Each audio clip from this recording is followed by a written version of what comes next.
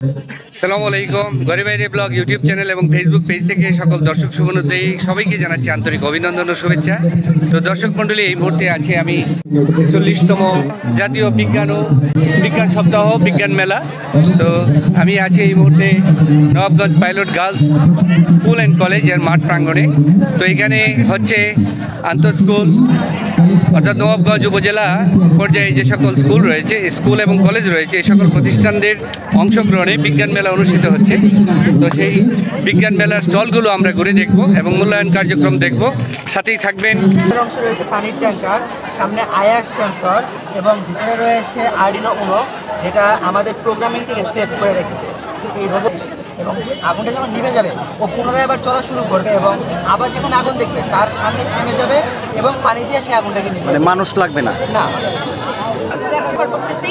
এখানে ব্যবহার করা যে এখানে যে পুষ্টি উপাদানগুলো রয়েছে, এখানে পুষ্টি উপাদানগুলো সরবরাহ হবে এবং এটা হচ্ছে এই গাছ হচ্ছে তার শিকড়ের সাহায্যে তার যে সরবরাহকৃত আর কি যে পুষ্টিগুণগুলো বা গাড়ির কালো ধোঁয়া, এই কালো ধোঁয়াটাকে আমরা বিশুদ্ধকরণের মাধ্যমে বিশুদ্ধ বায়ুতে পরিণত করতে পারি। এখন জিঙ্ক, তারপর কার্বন, এই ধরনের কিছু যদি থাকে তা এখানে জড়ো হয় আমাদের যে বিশুদ্ধ বায়ু। এবং এটা ময়লা আবর্জনা দিয়ে ভরা। এখানকার রাস্তাঘাট তেমন উন্নত নয়, এখানে ইট ভাটা রয়েছে, কলকারখানা রয়েছে, যার এটা মানুষের জন্য অনেক ক্ষতিকারক এবং এখানে কিন্তু মানুষ বাজার করতে আসতে পারবে না। এবং এখানকার যে ময়লা দ্রব্য না জানি যে কিন্তু মৃত্যুবরণ করে, সেই জন্য ফ্লাড অ্যালার্ট হচ্ছে যে মানুষকে সতর্কতা জানানো যে বন্যা আসছে, এই জন্য মানে মৃত্যুবরণ করবে না। এটা কি পানি বেড়ে যাওয়ার পর তারা অ্যালার্মটা বাজবে? ডিটেলিং করবে না কেউ? স্যার ম্যাডামকে জানাও। এই এয়ারপোর্ট ব্যবহারের মাধ্যমে কমাবো।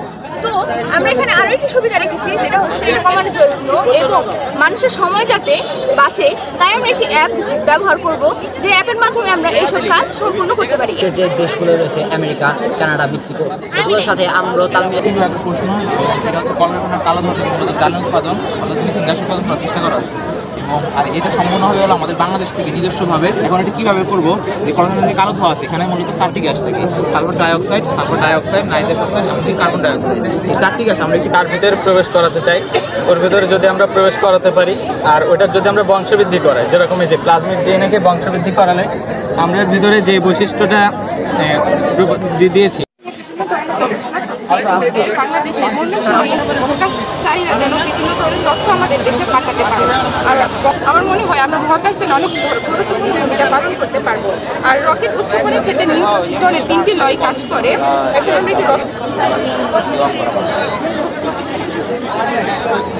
নিউটনে কথা হয় তখন একটি ক্রিয়া কাজ করে এবং তার বিপরীতে প্রতিক্রিয়া বল কাজ করে, যা রকেটটিকে উপরের দিকে উঠতে সাহায্য করে। তো আমরা চাচ্ছি এখন আমাদের নিজে বাংলাদেশ থাকে না, যেমন আমাদের পিছনের ব্যানার্সগুলো অ্যাডোবি ইলাস্ট্রেটরের মাধ্যমে ব্যবহার করে বানানো হয়েছে। এখানে যেমন একটা ব্যানার বানিয়েছি, তার এখানে লোগো বা বিজনেস কার্ড বা ইনভাইটেশন কার্ড যেগুলো থাকে। আমাদের পারমাণবিক বিদ্যুৎ কেন্দ্র, এই বিদ্যুৎ কেন্দ্রের মাধ্যমে আমরা পারমাণবিক স্কুল এটা নবাবগঞ্জ সরকারি পাইলট উচ্চ বিদ্যালয়, এটার মধ্যে আমরা পারমাণবিক যে একটা মৌল যেমন ইউরেনিয়াম 235কে আমরা একটা নিউট্রন দ্বারা আঘাত করি, এখান থেকে প্রচুর তাপ উৎপন্ন হয়, পাশাপাশি রেডিয়াম এবং ক্রিপ্টন উৎপন্ন হবে, আরও 3টি নিউট্রন। এখানে উৎপন্ন মৌলটি অত্যন্ত উত্তপ্ত থাকে, সেটিকে বাষ্পে পরিণত করে টারবাইন ঘুরিয়ে বিদ্যুৎ উৎপন্ন করা হয়। এখানে বাষ্প আনার জন্য মতো ঠান্ডা পানি ব্যবস্থা করা হয়। তার জন্য আমরা পার্শ্ববর্তী কোনো নদী, খাল, বিল বা কোনো জলাশয়ের মধ্যে থেকে আমরা মোটরের সাহায্যে পানিটা উত্তোলন করি এবং তারপরে আমরা এই কুলিং টাওয়ারের মধ্যে থেকে সেই পানিটা নিয়ে আমাদের কনডেন্সারের মধ্যে নিয়ে যাই। কনডেন্সার থেকে সেটি চলে যায় আমাদের কন্টেইনমেন্ট বিল্ডিংয়ে, যেখানে মধ্যে আমার ইউরেনিয়ামকে ভাঙা হয়েছিল এবং সেখানে প্রচুর তাপ রয়েছে। সেখানে সেই পানি এবং উত্তপ্ত মৌলটি বসতে মিশে জলে বাষ্প তৈরি করে, যার কণার গতিতত্ত্ব অত্যন্ত বেশি, যা খুব সহজে টারবাইনকে ঘুরিয়ে ফেলতে পারে।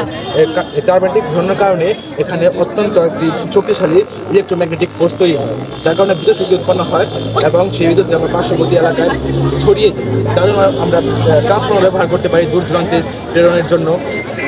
আবার আমাদের এখানে অতিরিক্ত যে জলীয় বাষ্পটি রয়েছে সেগুলো তো আর ফেলে দেওয়া যায় না, তা না হলে পরিবেশে দূষণ ঘটে বা পানির ঘাটতি দেখা দিতে পারে। তাই আমরা সেই জলীয় বাষ্পকে পুনরায় ব্যবহার করার জন্য সেগুলো সংগ্রহ করে নিয়ে আসি কনডেন্সারের মধ্যে আমাদের ফ্রিয়ন গ্যাস ও R100 নামে দুটি গ্যাস থাকে।